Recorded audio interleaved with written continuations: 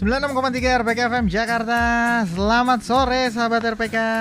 Kembali program OMG Orang Muda Gaul ya sahabat RPK bersama teman-teman dari GMDM. Yes. Mencegah dan mengobati. Haleluya. Bersama mitra saya yang selalu menjadi garda terdepan ya. Gimana? Yes. Bang Ibo apa kabar? Sangat luar biasa. Sangat luar biasa ya Bang ya. Di sini udah panas suasananya. Oh panas ya? Hot. Wah. Bukan dingin lagi. Bukan dingin lagi, hot ya. Sebelah saya kiri jager-jager semua ini. Gue udah gak sabar lagi untuk ngomong. Udah nggak sabar untuk Jadi, ngomong ya. Bukan bro lagi yang Gitu. saya suka udah mau ngelit aja nih. Udah mau ngeliat Kan aja. udah waktunya udah mepet kita kan. Waktunya udah mepet. Udah lewat gitu kan. Nggak apa-apa. Oh nggak apa-apa. Ini kita lanjutin sampai menit 30 Bang. Oh siap. Thank you. Oke, sahabat RPK seperti biasa nanti sahabat RPK diundang untuk berinteraksi melalui nomor telepon 0218004-nya 3 kali, juga SMS atau WhatsApp di 0815-1800-4-nya 3 kali. Sahabat RPK juga diundang kembali untuk melihat kegantengan Om Ibob melalui live streaming YouTube RPK FM 9630 ya sahabat RPK. Yes. Sekarang live stream, jadi nanti bisa ikutan interaksi. Yang pengen ikutan interaksi kalau susah ngubungin di SMS atau WhatsApp bisa tulis atau ketik di kolom komentar sahabat RPK. Seperti janji Om Ibob ya, di minggu-minggu lalu juga menghadirkan teman-teman dari Youth Leader Gathering juga ya. Betul. Yang akan memberikan informasi terbaru terkait juga campaign We Care ya. Betul. Yaitu masa pandemi, masa berbagi, terutama yang dilakukan campaign juga oleh teman-teman dari GMDM. Update sedikit dong Om Ibob. Ya. Ngapain aja nih seminggu ini? Waduh, seminggu ini sampai tadi malam baru pulang jam 11 malam dari Gading Serpong. Jadi kemarin 2 hari berturut-turut Priuk, Alinda, nggak ada berhentinya. Tapi emang kita ikut dari Suhu senior di pojok sana. Oh siap. Update-nya videonya gue dapet terus. Orangnya jarang ketemu, videonya dapet terus kan. Oke. Terus jadi memang teman-teman seperti yang saya katakan tadi, masa pandemi itu masa berbagi nih. Ya. Jadi kita lihat bahwa tadi ada ngomong juga tadi siang. Ya. Gimana? Kok kayak begini masa berbagi mah hampir seluruhnya orang seperti ini berbagi. Otomatis tuh katanya. Tadi kita bagi-bagi bro di daerah Pondok Kelapa. Oh gitu. 300 nasi kotak untuk jemaat. Untuk jemaat di sana. Free ya. Oke. Dan ternyata memang dia ngomong orang itu, bro, lu minta kapan aja ada bro. Kita siapin. Pertanyaan simpelnya gini buat 2 Suhu nih senior samping saya. Kenalin dulu dong. Oh iya langsung. Udah ngeliat soalnya ya. Udah ngeliat soalnya. Sebelah kiri saya orang ganteng. Paling keren. Siap. Pastor Kiki Maliaki. Oh, Pastor Kiki Maliaki. Selamat sore. Sore. Panggilnya Bang Kiki boleh ya? Boleh. Ini waktunya jam anak muda nih Bang nih soalnya ya. Bang Kiki, jangan Mbak Kiki. Bang Kiki. Nah, yang di sebelahnya lagi dong. Nah, yang sebelahnya ini jujur, ini penguasanya Jakarta ini. Penguasanya Jakarta. Ini yang punya Jakarta. Siapa yang nggak kenal dia? Aneh bin Ajab, gue punya tetangga baru pindah. Baru pindah, bro. Kenal nggak lu sama Yeri Pati Nasaradi? Gue ketawa dong. Gue cerita sama dia. Lah itu mah temen gue. Tetangga gue nggak bisa kasar dari seberang bisa ngomong gitu kan. Ini kok bisa kecil banget dunia. Nah sebelah saya adalah Om Yeri Patina Sarani. Sore Om. Ya sore semua. Saya dengan Yeri anak buahnya Pak Ibob. Jenggotnya sama kumisnya nggak tahan itu loh. Bang Yeri Patina Sarani ini kedua kali Bang ya? Kedua kali. Tahun lalu kalau nggak salah. Tahun lalu ya. Iya, Cukup betul. aktif juga di kegerakan penanggulangan narkoba sahabat RPK bersama teman-teman dari GMDM ya. Kita akan kulik banyak cerita-ceritanya juga nih termasuk dari kedua abang kita ini ya sahabat RPK, terutama orang yang harusnya pada di rumah ini pada keluar ya. Itu dia. Ikutan campaign We Care ya, masa pandemi, masa berbagi. Oke, Bang Ibob mau ada pertanyaan besar apa nih buat teman-teman berdua ini untuk jadi inspirasi buat pendengar RPK? Betul ya. Jadi gini nih, gue bingung, bukan bingung ya. Ternyata kan kita nih ada orang bilang nih kita orang kegerakan. Ya bro, orang bilang kita orang kegerakan. Yeri dengan FB-nya, Yeri dengan IG-nya dan apanya, gue juga nih orang tanda kutip bahasa gue gila juga nih. Masa seperti ini bukan di rumah tadi, tapi di luar. Seperti yang kita bahas bro. Betul. Yeri berapa minggu ini kita bahas. Kira-kira Om Yeri, Om Kiki juga lebih sadis. 60 kakak ya kalau nggak salah ya. Waduh. 60 kakak dapat sembako setiap minggu. Kirain petugas KPPS Bang. 60 kakak ya. Kayak gitu Om Waduh, Yeri. siap. Jadi ini kita mau sharing begini. GMDM sudah melakukan pembagian sembako untuk Jabotabek. Ya. Dan seluruh Indonesia tuh udah 20.000 paket. 20.000 paket. Tadi Om Kiki udah dengar langsung dari Iya. ketumnya. 20.000 paket teman-teman. Nah, tadi waktu kita bahas begitu, kita juga tahu bahwa orang-orang teman-teman kita ini Pak Kiki ini di flyover ministry teman-teman. Oh gitu. Oke. Ya, Oke. membangun jembatan ya. Ke Om Yeri ini terakhir tuh stop anti cuek atau bukan Om? Atau gimana? Apa aja sih yang Apa aja? digunakan? Mau pakai bendera orang, mau Iya, pakai bendera makanya. sendiri, mau nggak pakai bendera juga. Makanya gue bingung Jangan kan. Asal terus orang ya. makan. Iya, Ah, iya. siap. Nah, Om Kiki, Om Yeri, simple pertanyaan pertama, tolong jawab bergantian. Ya. Dasarnya apa kalian lakukan itu? Ya. Di masa seperti ini Anda berbagi, sedangkan Anda harusnya ada di rumah, Iya. stay at home. Silakan jawab singkat dan jelas dan lugas. Ih, sedap. Oke. Ini Bang Ibob kayak Karniil ya. Oke, iya. Oke, gue exciting Kalau soalnya. minggu lalu sore serak-serak basah kayak Ahok, sekarang kayak Karniil. Oh iya, Abis makan kayak. habis makan. Oke, gimana Om? Silakan Om. Ya, Ya, nggak apa-apa. Om Yeri dulu. Sweet. Oke, saya dulu dah. Jadi gini, ketika ada sebuah krisis di sebuah tempat, bangsa, kota, sekolah atau apapun, pasti yang Tuhan cari adalah anak-anak Tuhannya.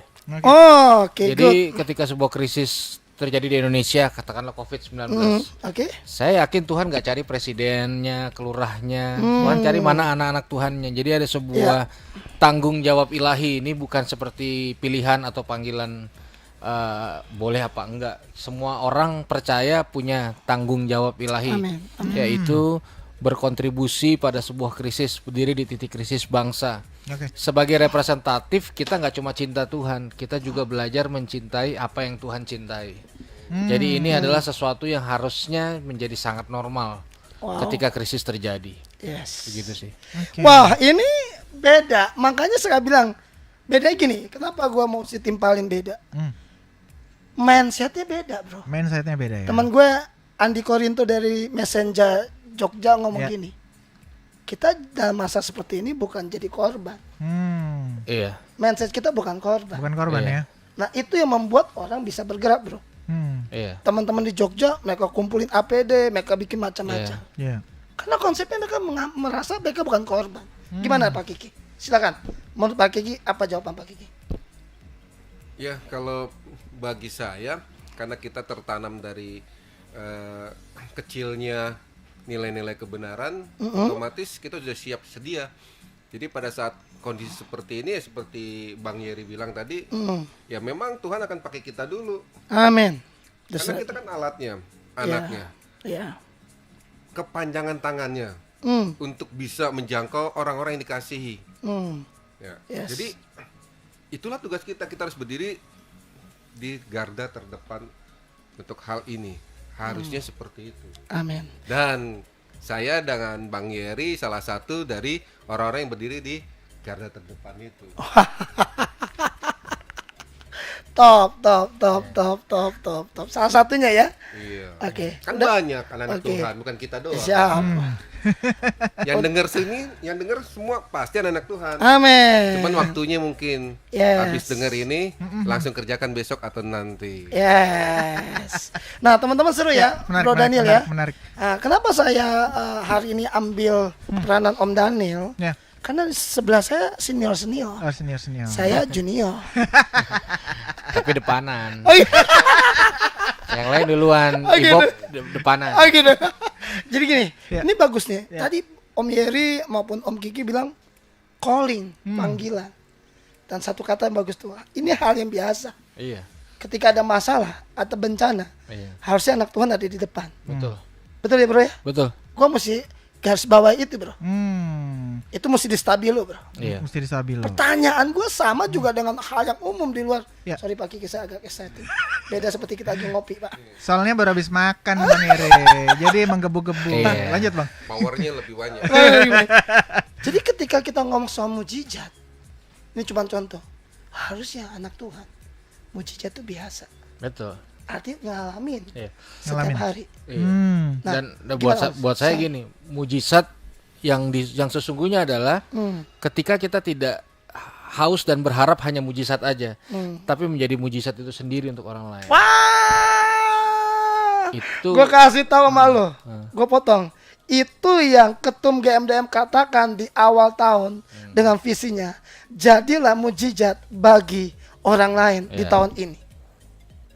Waduh, itu confirm loh bro. Iya, seharusnya kan jadi orang nih harusnya di masa ini nggak cuma sibuk nyari jawaban doa, tapi jadi jawaban doa untuk orang lain. Itu dia. Nggak Iya, sibuk betul. That's right. berharap hal besar terjadi di perusahaannya, tapi perusahaannya jadi hal besar itu sendiri Yes. untuk orang lain. Gitu. Silakan Om Kiki. Bang Yeri masih agak sopan perusahaan. Kalau kita langsung bilang gereja gitu. Ya. Gue sampai nggak bisa ngomong. Oke Bang, nih ada yang mau Apa ini nih ikutan interaksi nih. Kita sapa dulu nih. Selamat sore Pak Rorli. Selamat sore. Oke, silakan Pak Rorli. Sore. Ya, ini terus terang ini topik yang sangat menarik ya. Oke. Topik yang bisa menyadarkan anak-anak Tuhan bahwa sebenarnya COVID-19 ini bukan hukuman atau bukan bukti dari Tuhan meninggalkan kita, enggak. Kalau menurut saya sebenarnya ini merupakan Tuhan lagi memberikan kita sesuatu proses untuk kita bisa naik ke kelas. Amin. Thank you. Kelas di atasnya. Siap.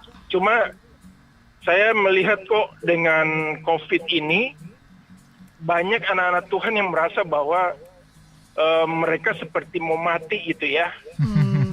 Jadi COVID ini bikin mereka bukannya semakin memegang teguh keyakinan imannya kepada Yesus Kristus, tapi malah berusaha dengan kekuatan sendiri, lalu setelah itu dengan usaha sendiri, lalu ketika menemui sebuah kegagalan, lalu mulai menyalahkan keadaan.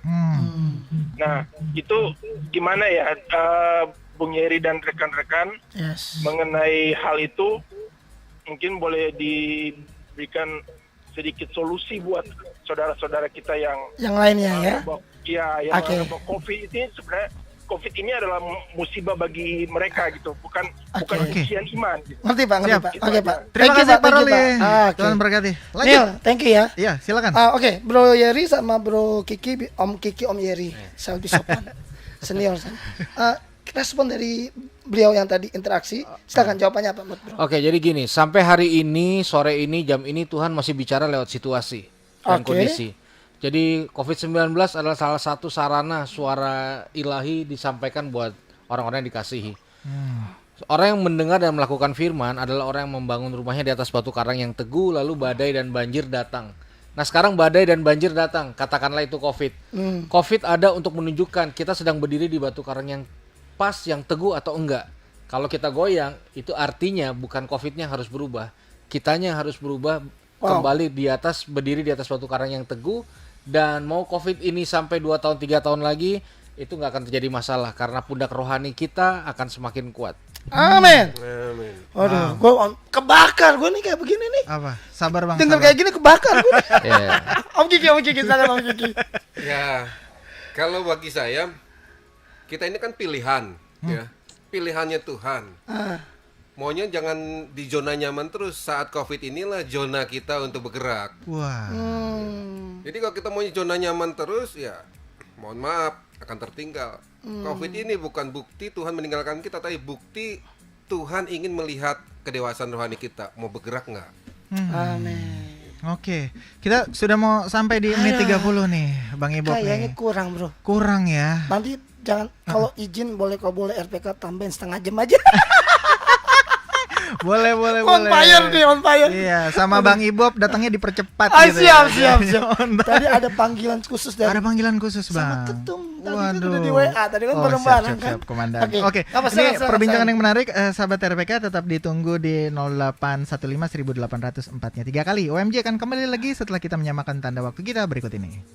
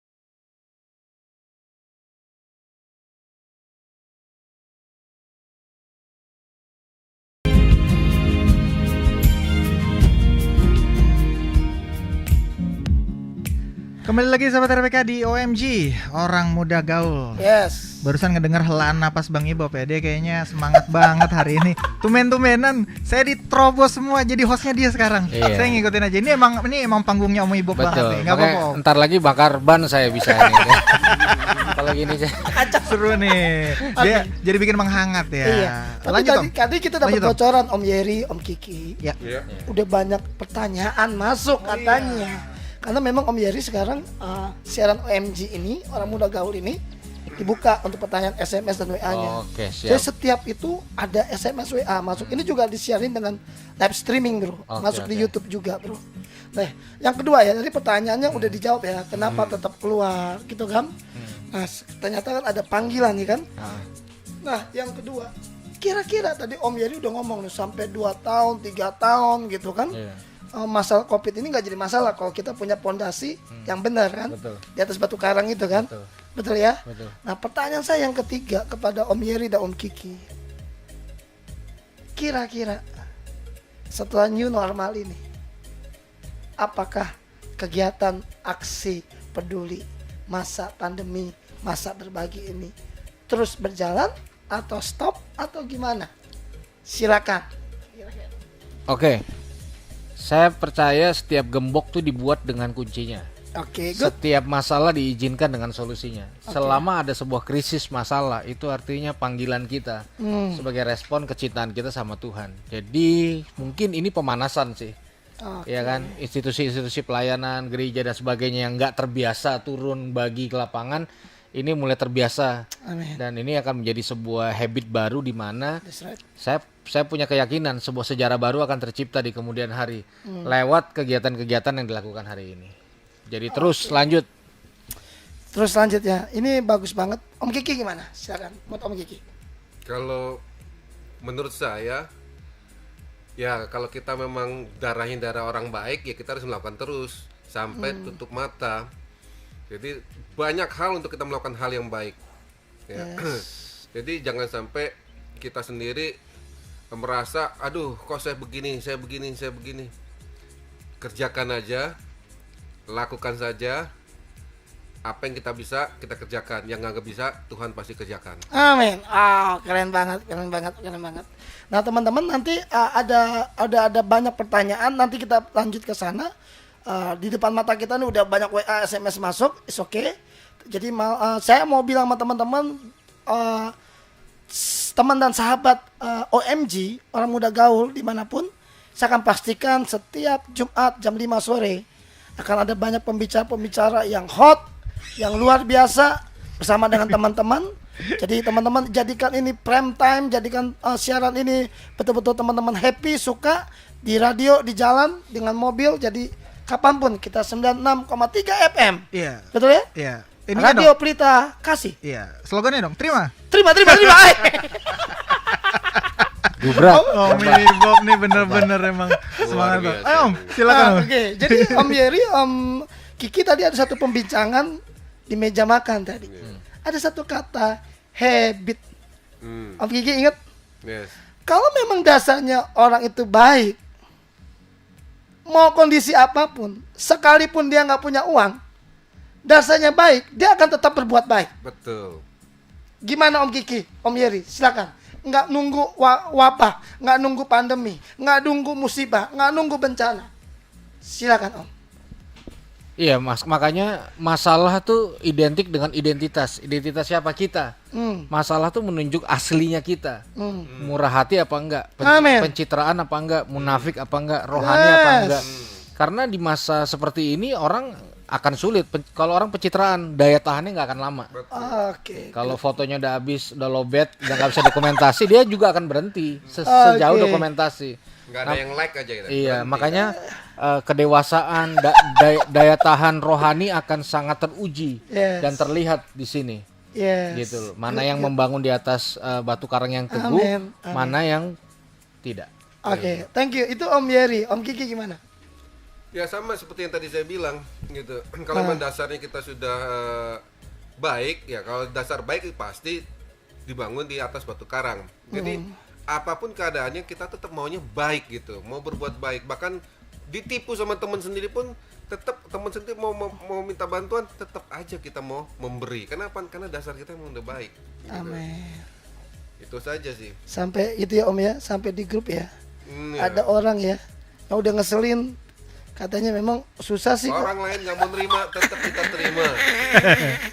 Itu Nil, Gitu sampai ya? dia ngomong sama gue, Oh, gitu. Ibob ini susah. Mau gimana pun tetap diterima sama Ibob, kata dia begitu kan. Oke. Oke, ini ada beberapa pertanyaan ya. Ya, Tentunya siap. juga program ini untuk kita discuss bincang-bincang Ya. masalah penanggulangan narkoba. Ini memang beberapa kayaknya akan mengarah ke Om Yeri nih ya. Betul, Ini oke. mungkin udah nunggu-nunggu nih, udah lama orangnya baru kesini nih. Oke. Ini dari Rex di Blok M nih ya. Shalom ya. Om Yeri. Saya sudah ikuti banyak kesaksian Om di Om Yeri. Saya pecandu tapi belum bisa lepas katanya. Karena selalu dijauhi keluarga dan lingkungan. Hal apa yang membuat Om Yeri bisa berubah? Silakan. Iya, jadi gini, kalau pecandu narkoba nggak ketemu yang lebih enak dari narkoba, itu akan sulit berhenti. Ah. Jadi akan mudah berhenti ketika dia menemukan yang lebih enak dari sabu, dari obat-obatan itulah. Dan sebenarnya itu terletak di dua. Pertama, keluarga. Nah, kalau dari keluarga, kalau dilihat dari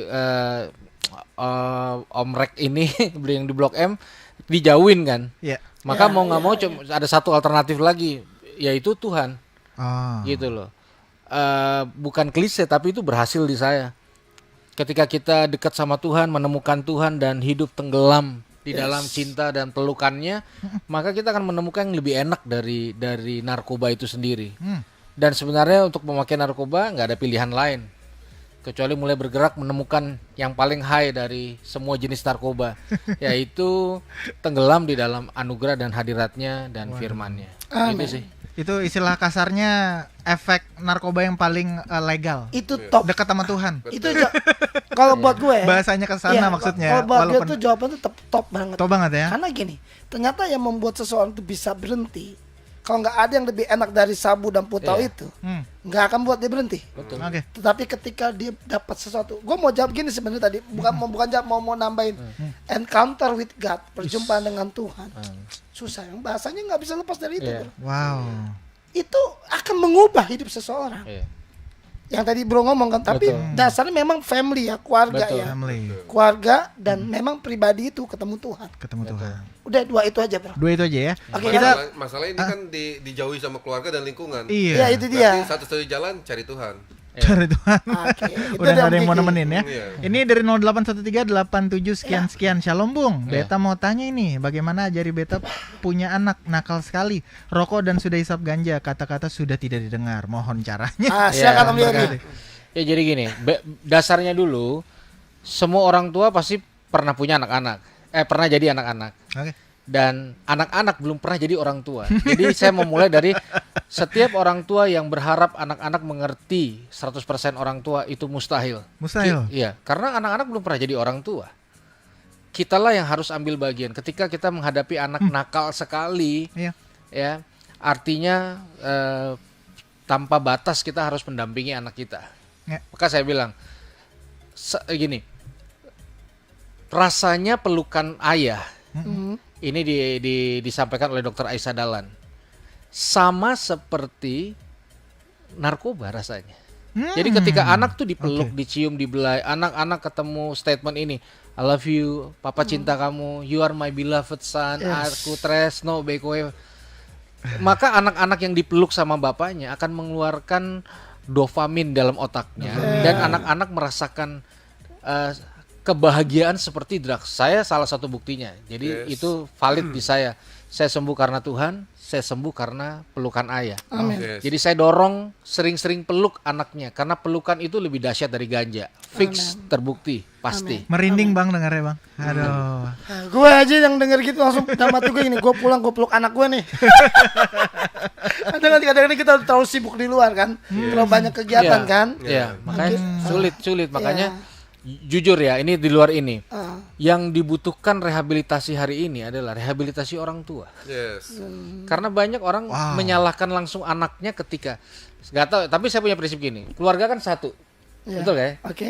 Kita satu keluarga. Betul. Ya. Artinya salah satu, salah semua. Betul. Itu menghujam banget itu, yang nggak perlu direhab kayak orang tua ya. Enggak. Ini maaf ya, saya bukan ngomong yang Iya, tadi iya, yang tadi iya, lagi iya, nanya. iya. Tapi banyak tanpa disadari. Iya. Karena kita nggak bisa gini, rehabilitasi paling canggih, paling murah, paling ajaib adalah keluarga. Kalau orang tua berfungsi, anak-anak nggak perlu dibawa ke rehabilitasi. Betul. Gitu. Ya, gue tambahin nih. Om Kiki nanti juga bisa tambahin. Om Kiki banyak sharing tentang keluarga. Wow. Hal yang paling penting gini, ketika kita adakan sesi pemulihan untuk anak-anak, bro, tapi orang tuanya nggak ngalamin sesi pemulihan. Ketika anaknya tuh balik ke rumah, jatuh lagi. Oh iya. Karena orang tuanya belum dipulihkan. Hanya satu pihak aja. Satu ya. pihak. Nah, ini kaitannya tadi. Iya, karena faktor luar. Nah, Sekarang itu. faktor luar. Ketika kita sayang anak kita 20, mungkin aman. Tapi orang luar mengasihi anak kita 90. Artinya kita mesti tambah. Kadarnya udah beda ya. Kita mesti Harus tambah Itu, Nil. waktunya, telinga Nil. kita, ini kita untuk mengantisipasi agresifnya sindikat-sindikat jahat narkoba ini. Oke. Om Kakak Bung, maafin, ini kita harus break cuma 1 menit ya. Abis ini pengen dengar dari Om Kiki tentunya. Siap. Bang Ibob ya. Siap. Kita akan kembali lagi sahabat RPK setelah mendengar iklan berikut ini.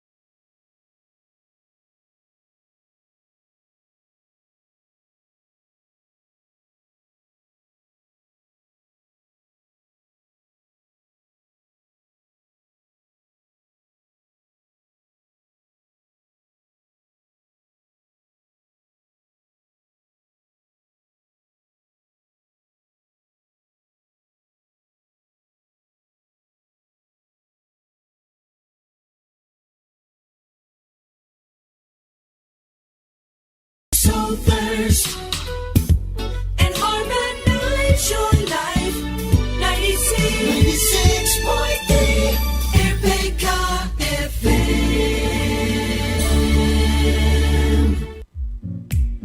Oke, Nil.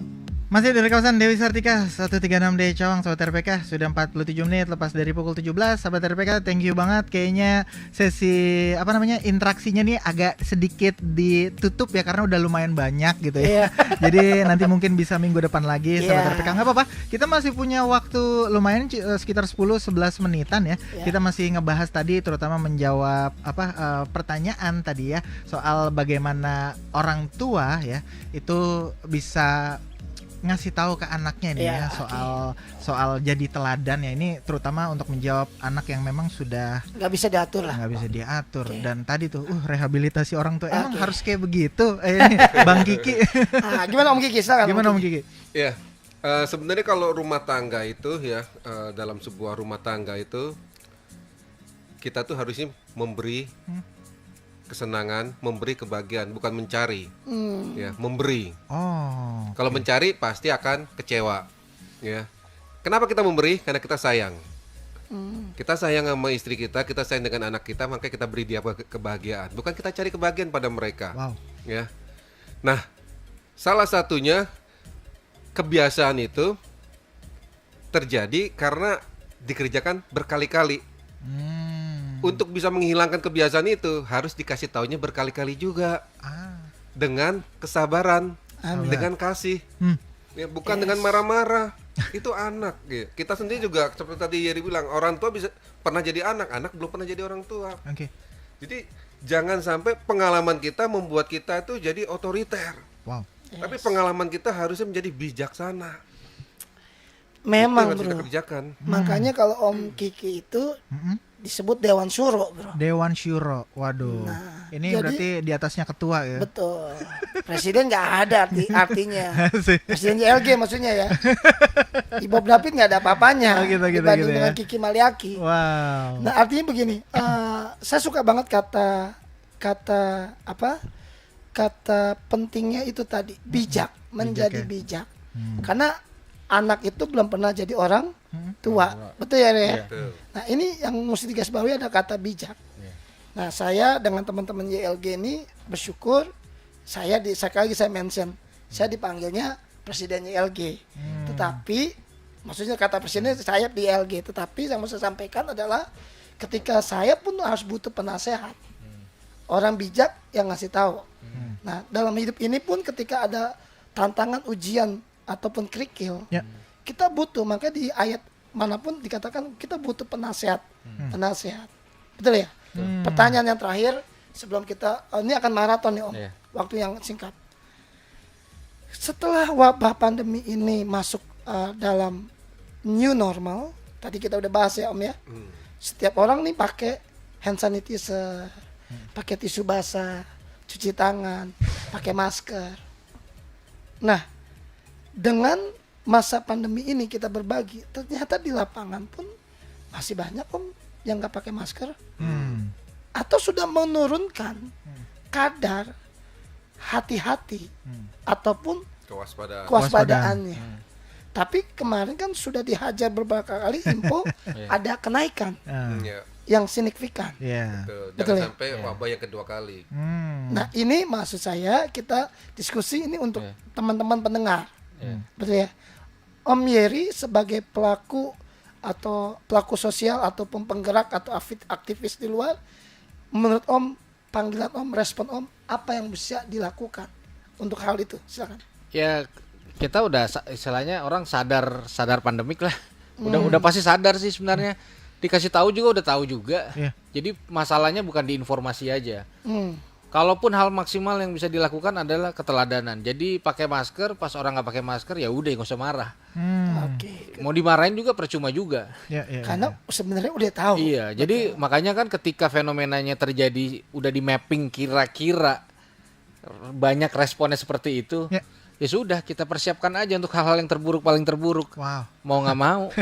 Kalau saya sih begitu. Daripada habisin energi, belum tentu juga kok orang berubah. Sebenarnya pakai masker itu kalau mau tahu bukan untuk pribadi kita, tapi kita jadi pahlawan untuk orang lain. Wah, itu lebih bagus konsepnya.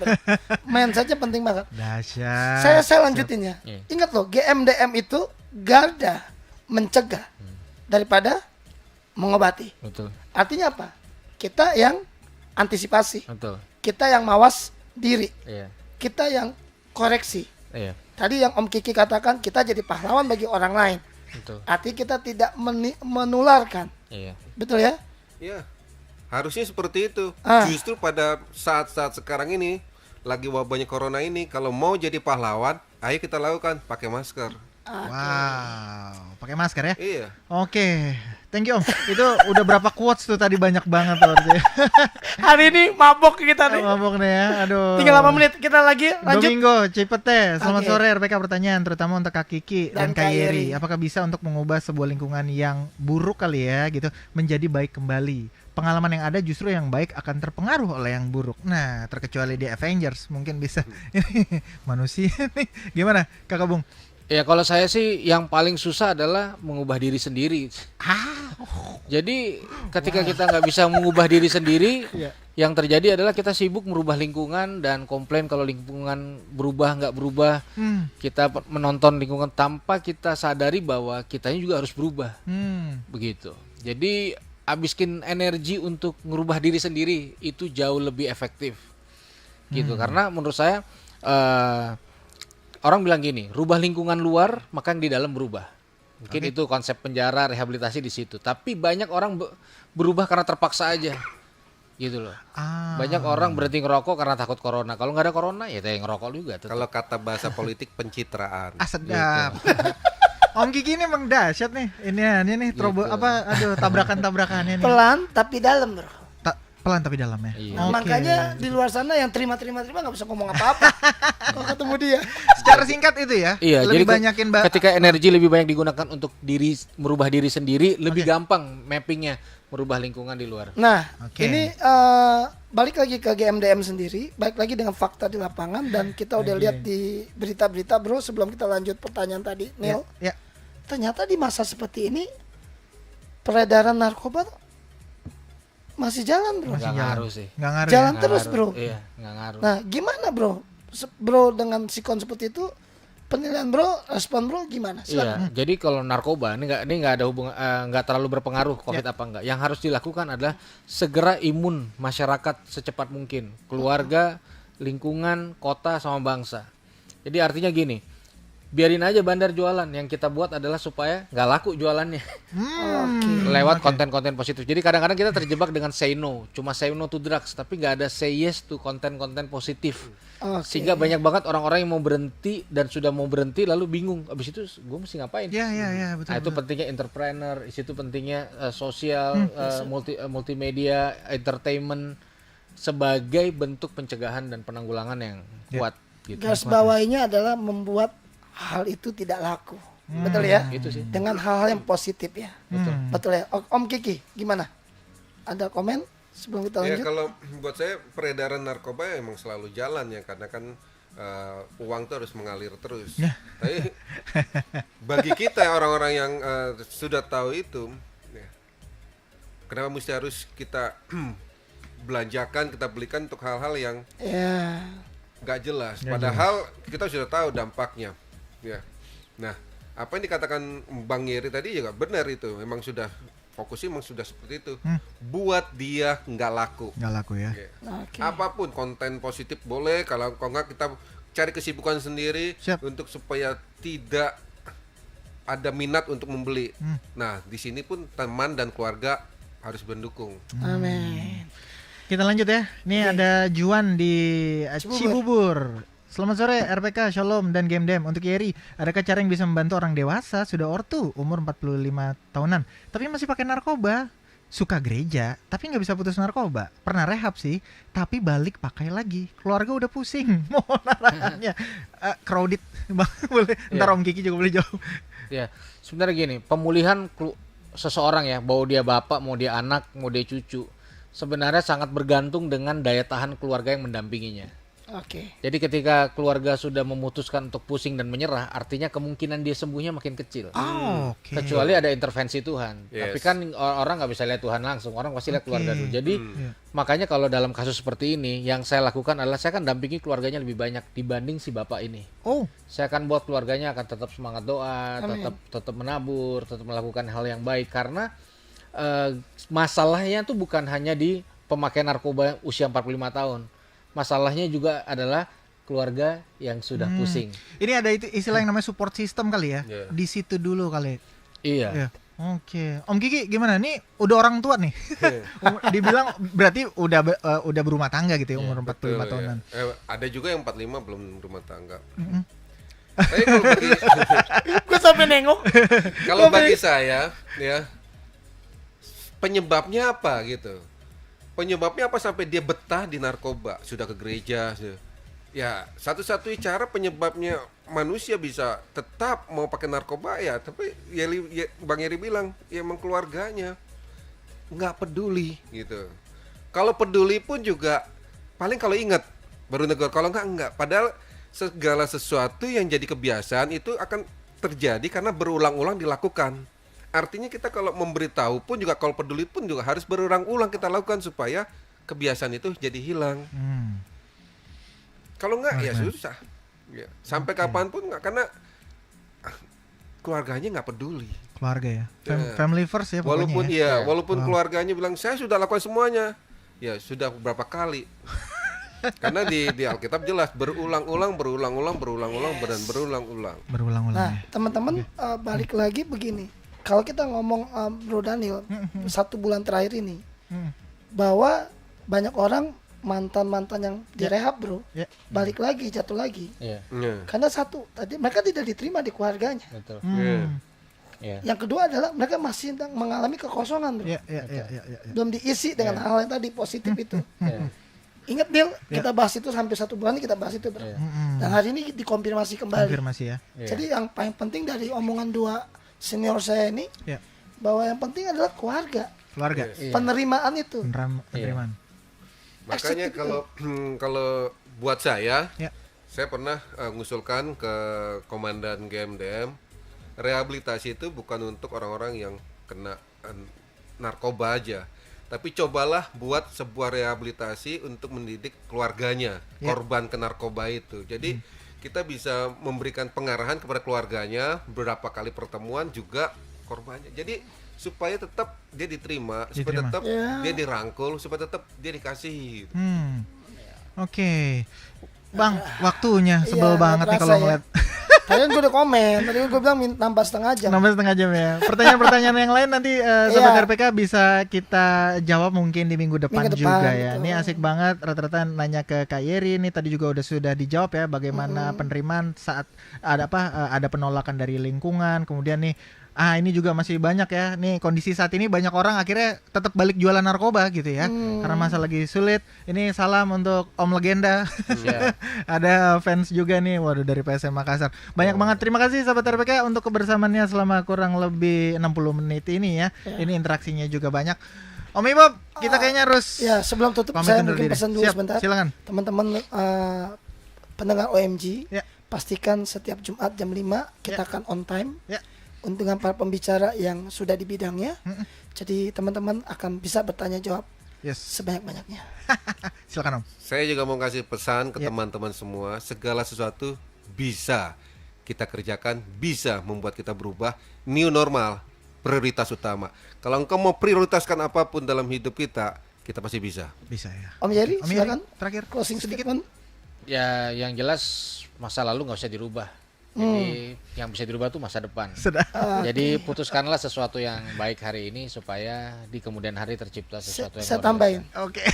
Keputusan yang kita ambil hari ini menentukan masa depan kita.